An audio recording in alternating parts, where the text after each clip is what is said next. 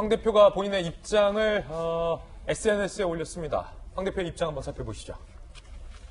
고통마저도 소중하다. 시간이 지날수록 국민 속으로 더 가까이 다가가는 느낌이다. 어제 이런 글을 올렸습니다. 그러면서 추위도 허기짐도 여러분께서 모두 덮어주신다. 두렵지 않다. 반드시 승리하겠다. 라고 글을 올렸습니다. 자, 주말 사이에 청와대에서는 황 대표를 찾지 않았는데요. 이낙연 국무총리만이 황 대표의 천막을 찾았습니다. 이 총리의 이야기도 한번 들어보시죠. 건강을 상하서는 안 되니까요. 걱정의 말씀을 드렸고, 대표님께서 이렇게 어려운 고행을 하시는 그 충정을 제가 다 안다는 말씀 드리고, 대통령께 대표님의 마음을 잘 전해달라는 당부 말씀을 드렸습니다. 자, 박정하 대변인, 이번에는 이 황 대표의 단식을 바라보는 문재인 대통령과 청와대의 시각은 어떨까라는 이야기를 좀 여쭐 수밖에 없는데, 청와대에 계셨으니까 지금 사랑채 앞이란 말이에요. 그럼 뻔히 청와대에 왔다 갔다 하거나 출퇴근하거나 보지 않더라도 내 피부에 가까울 정도의 거리잖아요. 지금까지는 문재인 대통령이 황교안 대표와의 단독 회담에 대해서 응하지 않았어요.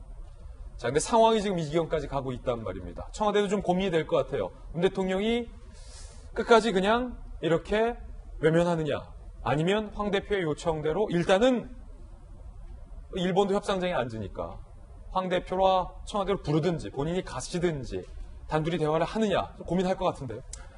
말씀하신 것처럼 청와대 사랑채 앞에 굉장히 허벌판이에요. 굉장히 날씨가 안 좋은 상황에서 언제까지 저렇게 황 대표가 버티고 있으실지 걱정스러운 면이 좀 있는데, 일단 청와대 얘기하기 전에 저는 어제 의총이 있었으니까 100여 명, 매체에 따라서는 60명에서 때로는 90명까지 의원들이 모였다고 하는데, 그 의원분들이 또 대표 저렇게 그냥 계속 밖에 저렇게 있게 하는지 잘 이해를 못하겠어요. 업부라도 가시든가 아니면 같이들 거기 앉아가지고 대표랑 같이 해서 이걸 끝내거나 좀 했으면 하는 결기를 좀 보여줬으면 하는데, 그거는 좀 그렇게 놔두고, 일단 좀 청와대와 대통령이 말씀하셨으니까 사실은 좀 안타깝고 갑갑한 면이 뭐냐면, 그 전에 단식이 시작됐을 때 강기정 정무수석이 한 이틀 연속 계속 다녀가셨단 말이에요. 다녀가시고 대통령 뜻도 전에 드리고 했는데, 그때는 이제 초기였고 지소미아 결정 내기 전이었으니까 그냥 가는데, 지금 공교롭게도 대통령 부산 가 계셔요. 지금 한 아세안 특별 정상회의 때문에 부산 가 있는데, 이게 당장 오늘 내일 간에 황교안 대표를 만나서 1대1 무슨 답을 영수회담을 할 수 있는 그런 여건이 안 되거든요. 아무튼 근데 그럼에도 불구하고 저는 무엇보다 제일 중요한 게 사람의 건강이잖아요. 그러니까 청와대가 어제 그저께 아무도 청와대 안 가고 우리 이낙연 총리만 가신 것 같은데, 청와대가 지금이라도 이렇게 걸어 나가면 건 나갈 수 있는 부분이니까 가서 무언가에 대해서도 그다음에 황교안 대표하고 좀 설득을 좀 그만하십사 하는 설득이라도 좀 하고, 아니면 다른 자유한국당 지도부하고 얘기를 하든 협상 내지는 협의 내지는 설득할 수 있는 이런 모멘텀을 좀 만들었으면 좋겠어요. 지금처럼 대통령 부산 가 있으니까 난 모르겠다 하고 어제 오늘 가는 주말이니까 나 모르겠다라고 놔둘 일이 아니라, 청와대 일부 어떤 파트에서는 황교안 대표하고 계속 접촉을 해서 뭔가 빨리 좋은 결과, 안정적인 결과를 얻을 수 있도록 좀 노력을 해줬으면 하는 게 우리 같이 대한민국에 있는 국민들의 한 모습 아닌가, 이런 생각을 좀 해봅니다. 일단은 황 대표가 내걸었던 명분 중 하나는 지소미아. 황 대표의 요청대로 지금 어찌됐든 됐는데, 이제 패스트트랙이에요. 선거법. 자동부의까지 이틀 남았잖아요, 박용진 의원님. 어떻게 될까요? 이게 두 가지로 다 안타까운데요. 하나는 제1야당 대표가 건강을 상해가면서 저렇게 추운 겨울에 풍찬노숙 단식을 해야 되는 상황이 일단 안타깝습니다. 빨리 좀 정리가 됐으면 좋겠는데, 두 번째로는 아니 왜 법과 관련된 요구를 왜 청와대 앞에 가서 하는지입니다.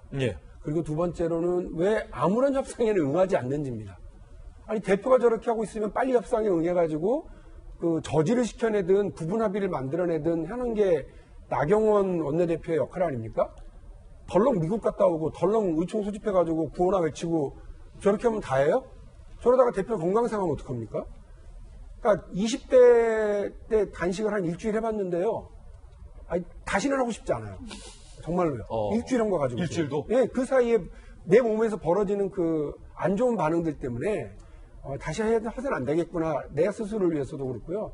두 번째로 이게 정치 영역 아닙니까? 정치라고 하는 게 서로 토론하고 논의하고 반박하고 비판하고 이렇게 해서 부분적인 합의와 결론을 만들어내는 것이 정치인데 그 정치를 목숨 걸고 단식해서 저렇게 하시면 대한민국 국민들 중에 연동형 비례제를 통과시킨 것에 맞다고 생각하는 분들이 한 반쯤 될 거고요. 또 한 반 정도의 이상의 국민들은 공수처가 필요하다고 생각들 하실 텐데 그러면 나머지 반은 황 대표가 저렇게 단식해가지고 뭐 만일에 이게 저지된다 그러면 나머지 반은 어떻게 해요? 집단 단식 농성합니까? 그러니까 정치가 이렇게 가면 안 되죠. 정치가 계속해서 길거리에서 국민들 서로 동원해가지고 하는 거 싫다면서요. 그렇게 하는 게 아니지 않습니까? 그러니까 국회가 자기 역할을 해야 되는데 그래요. 당대표는 그 야당, 제1야당이 할 수 있는 거 그리고 원외 인사니까 그 의지를 보이기 위해서 단식을 한다고 쳐요. 아니 그러면 원내대표는 협상을 해야죠. 어떻게 부추겨요 옆에서? 나경원 원내대표 정말 너무하는 겁니다. 제가 볼 때. 이제 말하다 보니까 자꾸 화가 나는데 협상을 하셔야죠. 아니 그리고 뭐 비례대표의 좋은 점 뭐 그리고 비례대표로 들어와서 본인도 비례대표로 들어와서 정치를 시작해놓고는 비례대표는 다 없애고 270석으로 줄이는 그런 괴팍한 안을 내놓고서는 협상하려면 하고 말라 이렇게 던져놓으면 황 대표 보고 어쩌라는 거예요. 황 대표가 지금 말은 못해서 끙끙 앓고 계시지만 협상을 전권을 쥐고 있는 건 원내대표 아닙니까? 원내대표가 5일 동안 미국 나갔다 왔을 때 얼마나 속이 상했겠어요. 그러니까 지금 황 대표를 자꾸 이렇게 벼랑으로 몰지 마시고 나경원 원내대표 자기 할 일 하세요. 집회 사회보지 마시고. 그게 되게 중요한 겁니다. 지금은 법안에 대한 문제니까 법안에 대한 협상을 빨리 하시고 그렇게 해서 여당도 압박하고 좀 하시는 것이 맞다는 생각입니다. 예, 황 대표의 단식과 관련된 국회 소식 전해드렸습니다.